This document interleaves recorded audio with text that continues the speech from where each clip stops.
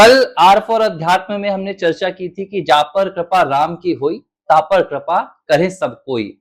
और आज हम ब्रजेश भैया से पूछेंगे कि आखिर भगवान श्री राम कृपा करते किस पर है। क्योंकि कल भी हमने चर्चा की थी कि जिस पर भगवान श्री राम की कृपा नहीं होती है, उसे भगवान के श्री राम नाम से भी प्रीति नहीं होती है, श्री राम नाम से भी प्यार नहीं होता है। मतलब जिस पर भगवान कृपा करते हैं उसे ही भगवान के नाम से प्यार होता है, उसे ही भगवान से प्यार होता है। लेकिन सवाल वही कि भगवान कृपा किस पर करते हैं, कब करते हैं और कैसे करते हैं। देखिए मोहन जी, बहुत अच्छा प्रश्न है कि भगवान राम किस पर कृपा करते हैं। वैसे तो देखा जाए तो भगवान राम सब पर कृपा करते हैं, क्योंकि भगवान राम ने ही सृष्टि को बनाया है, समस्त जीवों को रचा है। तो जो जिसने सृष्टि बनाया है, समस्त जीवों को रचा है, तो एक प्रकार से वो हमारे पिता कहलाए। तो पिता का जो की कृपा है वो सब पुत्रों में बराबर होती है। तो इसी प्रकार से देखा जाए तो भगवान राम की कृपा तो सब पर है, लेकिन एक होती है कृपा और एक होती है विशेष कृपा। तो हम यहाँ कहें कि भगवान राम विशेष कृपा किस पे करते हैं, तो इस पे यदि हम उत्तर चाहेंगे तो मेरा ये कहना है कि भगवान राम की विशेष कृपा उस पर होती है जो अनन्य भाव से भगवान की शरणागति ले लेता है। शरणागति को थोड़ा सा आप समझाओ। हाँ जी। शरणागति का मतलब ये है कि वह अहंकारहीन हो जाए और पूर्ण समर्पण कर दे भगवान को कि अब सब कुछ भगवान तुम्हारे ही हाथ में है। और वो अपने मन में कर्तापन का अहंकार ना रखे कि जो कुछ कर रहा हूँ तो मैं ही कर रहा हूँ, मैं मुझसे ही सब कुछ हो रहा है, मेरे बल से हो रहा है। वो क्या कहे कि नहीं, सब भगवान आपके बल से हो रहा है, आपकी ही कृपा से हो रहा है, मैं तो केवल माध्यम हूँ। जैसे भगवान श्री कृष्ण ने अर्जुन से कहा था ना कि हे अर्जुन, तू ये मत समझ कि युद्ध तू कर रहा है और तू जीतेगा, तू तो भाई केवल माध्यम हो जा। तो ये रियलाइज करें जीव कि भाई मैं केवल कर्ता नहीं हूँ, मैं माध्यम हूँ, करवाने वाला तो भगवान है। और ऐसे अनन्य शरण होके भगवान की भक्ति करते हुए भगवान को पूर्ण समर्पण कर दें, तो फिर जरूर भगवान उस पर विशेष कृपा करते अच्छा, हैं। इसमें जैसे हमने तो सुना है ना कि करत करत अभ्यास के जड़मति होत सुजान। तो इस मामले में भी यही होता है अध्यात्म में, जब व्यक्ति पृथ्वी पर आता है, मानव रूप में जन्म लेता है, तो बचपन से ही उसे बताया जाता है ये तुम हो, तुम हमारे हो। माता पिता बताते हैं, भाई बहन बताते हैं, मित्र बताते हैं।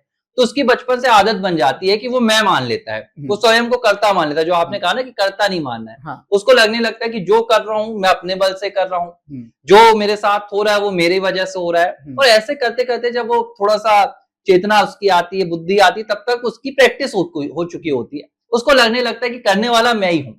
और जब आप इस बात को समझ लेते हैं कि करने वाले आप नहीं है, तो ये प्रैक्टिस मुझे लगता है लोगों को बनानी होगी। देखिए इसकी प्रैक्टिस करने के लिए है, देखिए गुरु हैं और शास्त्र हैं। जब हम गुरु की शरणागति लेते तो हमें गुरु समझाते हैं कि भाई तुम्हारा प्रमुख उद्देश्य क्या है, भगवान कौन है, तुम कौन हो, ये संसार क्या है, और तुम्हें क्यों सरेंडर होना है भगवान को। या फिर जब तक गुरु नहीं है तो शास्त्र ही हमारा गुरु है। जब हम अध्यात्म में शास्त्र का अध्ययन करते हैं तो शास्त्र में तरह तरह से ज्ञानमयी कहानी या किसी भी प्रकार की कुछ ना कुछ कथाएं तो जरूर उसमें मिलती हैं। तो उन कथाओं से हमें पता चलता है कि हमारा भगवान से क्या संबंध है, क्यों हमें भगवत प्राप्ति करना है, क्यों हमें भगवान की कृपा प्राप्त करनी है। जब हम उसमें अध्ययन करते हैं तो उसमें बताया जाता है कि जीव का भगवान से ही संबंध है, संसार से नहीं है। तो और भगवान की प्राप्ति के लिए जीव के पास केवल एक ही उपाय है कि वो भगवान को सरेंडर कर दे, अपने अहंकार को त्याग दे और जो कुछ करे वो माने कि मेरा भगवान ही मुझसे करा रहा है, और अपने अहंकार त्याग के कर्ता भन का त्याग करके केवल माध्यम बनने की कोशिश करें। अच्छा, इसमें क्या होता है, जैसे हम समझा तो रहे हैं, हम बता तो रहे हैं, चर्चा तो कर रहे हैं कि व्यक्ति को अपने आप को ये सिद्धांत से बाहर आना है कि वो करता है।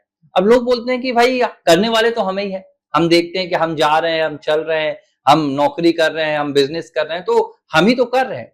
और वो कहते हैं कि अगर हम ये मान बस लें कि हम करने वाले नहीं है, तो ये संभव नहीं होता। लेकिन मुझे क्या लगता है इसमें, मुझे लगता है कि जैसे मैंने बताया ना कि प्रैक्टिस, आपको शुरू में से प्रैक्टिस करनी है कि आप जो कर रहे हैं वो आप नहीं कर रहे हैं। आपके साथ कुछ अच्छा हो रहा है, बुरा हो रहा है। क्योंकि अगर आप अच्छे में भगवान का मानेंगे और बुरे में भगवान का नहीं मानेंगे, तो यहां पर मुझे लगता है कॉन्ट्रडिक्शन आ जाएगा।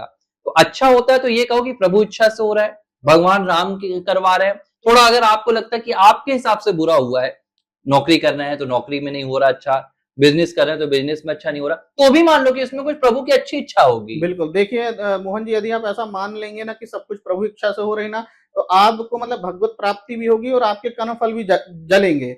जब हम अपने को कर्ता मानते हैं तभी हमें पुरस्कार और दंड मिलता है। जो फल हमें क्यों मिलता है? क्योंकि हम अपने आप को उस कर्मों का कर्ता मान लेते हैं। यदि हम कर्मों का कर्ता ना माने, हम कहें कि भाई प्रभु करा रहा है, तो प्रभु करा रहा है तो इस फल के दोषी हम क्यों होंगे? जो भी करा रहे हैं अच्छा बुरा वो भगवान करा रहे हैं, तो वो भगवान जाने। यदि हम ये माने कि करने वाला मैं हूँ, तो भाई उसका हमें कर्म दंड भी मिलेगा या कोई पुरस्कार होगा वो भी मिलेगा। तो इसलिए कहा जाता है कि भाई आप अपने आप को कर्ता मत मानो, भगवान को सरेंडर कर दो और भाग शास्त्रों के हिसाब से कर्म करो। तो इससे ये होगा कि भगवत प्राप्ति होगी प्लस आपके कर्मफल भी नष्ट होंगे। उदाहरण के तौर पर हनुमान जी हमारे सामने, हाँ, बिल्कुल। क्योंकि उन्होंने कभी भी नहीं माना हाँ। कि वो कुछ कर सकते हैं या वो कुछ करने के योग्य देखिए ना, हैं। उन्होंने कितने बड़े-बड़े काम किए, है ना? समुद्र पार किया, लंका को जला के आ गए इतने, लेकिन जब लास्ट में उनसे जब पूछा गया कि भाई आपने ये सब किया, तो उन्होंने क्या कहा कि नहीं ये मैंने नहीं किया, ये तो मुझे प्रभु श्री राम की शक्ति ने करवाया। है ना? वो कहते हैं ना कि मेरा बल नहीं है, ये तो भगवान राम का बल है। नहीं तो वो कह सकते थे कि हाँ भाई ये तो मेरा बल है। लेकिन देखिए उन्होंने कैसे अहंकार रहित होके वचन अपना सुनाया कि ये मेरा बल नहीं है, ये तो भगवान राम का बल है। तो इसके कारण मैंने उस बल से ही बलित होके ये सब काम किया। तो देखो हनुमान जी से हम ये शिक्षा ले सकते हैं। और अंगद भी तो उदाहरण है। सबसे बड़ा उदाहरण मुझे लग रहा है, अगर ये बल का उदाहरण अगर हम दें, ताकत का उदाहरण, शक्ति का उदाहरण, तो अंगद है। बिल्कुल। अंगद ने रावण की सभा में जाकर अपना पैर गाड़ दिया। किसकी? उन्होंने श्री राम को याद किया, क्योंकि अंगद को पता था मेरे पास इतनी ताकत नहीं है। बिल्कुल। लेकिन उन्होंने क्या वहां पर चुनौती दी थी कि प्रभु श्री राम का मैं भक्त हूं, और उन्होंने तो ये तक कह दिया था कि अगर मुझे यहाँ पर मेरा पैर किसी ने अलग कर दिया, हाँ। तो श्री राम सेना लेके वापस चले जाएंगे। किसके बल से? यही महानता कहलाते हैं, यही महापुरुष कहलाते हैं। जितने भी महापुरुष होते हैं, जो वास्तव में महापुरुष हैं, वो अपना बल गिनते ही नहीं है। ना वो अपना कर्म गिनेंगे, ना अपना बल गिनेंगे। सब में वो कहेंगे कि भाई भगवान जैसा करा रहे हैं, वो सब मैं कर रहा हूं। लेकिन उसमें मुझे लगता है प्योरिटी पूरी होनी चाहिए, मतलब आपको संशय नहीं होना चाहिए। 99.99 भी नहीं होना चाहिए, पूरा 100% होना चाहिए। यदि जरा सा भी आप मतलब इससे पीछे हटेंगे, तो वो आपका पूर्ण सरेंडर या समर्पण नहीं कहलाएगा। मतलब अगर इतना भी आपको संदेह हुआ, शक हुआ कि नहीं यार कृपा करेंगे कि नहीं करेंगे, तो फिर अंगद ये चुनौती नहीं दे पाते, क्योंकि अंगद को तो पता था ना कि भाई हमारे ऊपर तो ऐसी कोई ताकत है नहीं, हम तो वो कभी मानते नहीं थे अपने आप को शक्तिशाली। और कोई भी ये बड़े-बड़े जब काम ये करते हैं ये महापुरुष, तो ये इसी बल पे कर पाते हैं, क्योंकि उन्हें ये लगता है ना कि भाई ये मैं अपने बल से तो कुछ नहीं कर पाऊंगा, और मैं उसके बल से ये काम कर रहा हूँ जिसने चराचर रचा है। जब वो ऐसा पूर्ण रूप से तय कर लेते हैं, मान लेते हैं, तो देखिए वो असंभव को भी संभव कर देते हैं। और सीधे से देखिए, ये तो मुझे लगता है कॉन्सेप्ट ही है ना, जब आप जो मेन शक्ति है, जो सुपर पावर है, जब आप उसके पावर को महसूस करने लगेंगे, तो वो आपके अंदर भी आएगा। बिल्कुल, बिल्कुल। अब वो बैठा भी है, कहते हैं ना कि भगवान तो अंदर भी है, तो भाई वो शक्ति देने वाला तो वही है ना। मूल तो भाई भगवान अंदर से बैठ के सबको प्रेरित करता है, संसार को भी चलाता है। बस हमें केवल मानना है। देखिए कर तो वाकई में भगवान ही रहा है, लेकिन हम मानते नहीं है, तो हमें अपने मानने को ही बदलना है।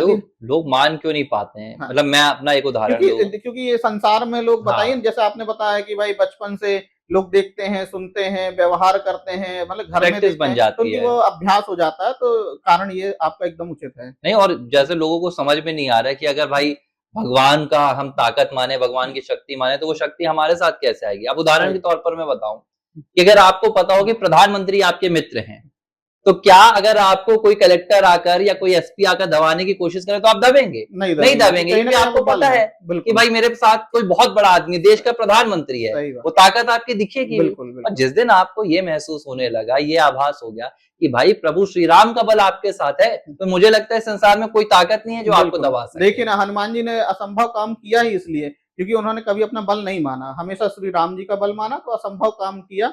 और बाकी भी जो भविष्य में करेंगे या जिन्होंने किया, वो सब ऐसे ही उन्होंने किया है, भगवान को पूर्ण समर्पण देकर। हाँ, मतलब सीधा सा, अगर आपको प्रभु श्री राम की कृपा चाहिए है, तो स्वयं को शरणागत कर दो, भगवान की शरण में चले जाओ। शरण में जाने का मतलब ये नहीं कि जाकर मंदिर में बैठे रहो या कर्म करना छोड़ दो। मान लो कि जो भी हो रहा है वो भगवान श्री राम कर रहे हैं, जो होगा वो भगवान श्री राम करेंगे। बिल्कुल।